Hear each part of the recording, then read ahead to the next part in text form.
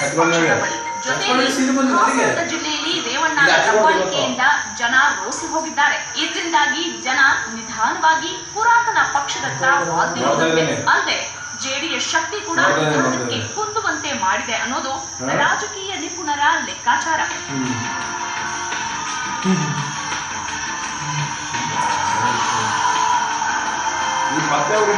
ಜಾತ್ಯತೀತ ಜನತಾದಳದಿಂದ ಆಯ್ಕೆಯಾಗಿದ್ದ ನಗರಸಭೆ ಅಧ್ಯಕ್ಷೆ ಶ್ರೀವಿದ್ಯಾ ಇತ್ತೀಚೆಗೆ ಕಾಂಗ್ರೆಸ್ ಬೆಂಬಲ ಪಡೆದು ಅಧಿಕಾರ ನಡೆಸುತ್ತಿರೋದು.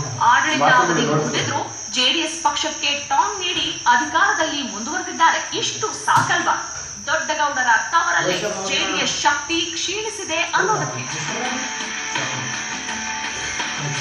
ಅಂದ ಹಾಗೆ ದೇವೇಗೌಡ ಕುಟುಂಬದ ರಾಜಕೀಯ ಲೆಕ್ಕಾಚಾರಗಳೇ ಬೇರೆ. ಅಧಿಕಾರದಲ್ಲಿ ಇರೋ ಪ್ರಭಾವಿಗಳನ್ನೇ ತಮ್ಮ ಬುಟ್ಟಿಗೆ ಹಾಕಿಕೊಳ್ಳುವ ಚಾಣಾಕ್ಷತನ ಚೆನ್ನಾಗಿ ಕರಗತಾಗಿದೆ. ಅದೇನೇ ಇರಲಿ, ಜಿಲ್ಲೆಗೆ ಬರೋ ಕಾಂಗ್ರೆಸ್ ಸಚಿವರು ದೇವೇಗೌಡ ಕುಟುಂಬವನ್ನ ಹೊಗಳೋದನ್ನ ನಿಲ್ಲಿಸಿದ್ರೆ ಕಾಂಗ್ರೆಸ್ ಕಾರ್ಯಕರ್ತರ ಶಕ್ತಿ ಇನ್ನಷ್ಟು ಹೆಚ್ಚಾಗೋದಂತೂ ಗ್ಯಾರಂಟಿ.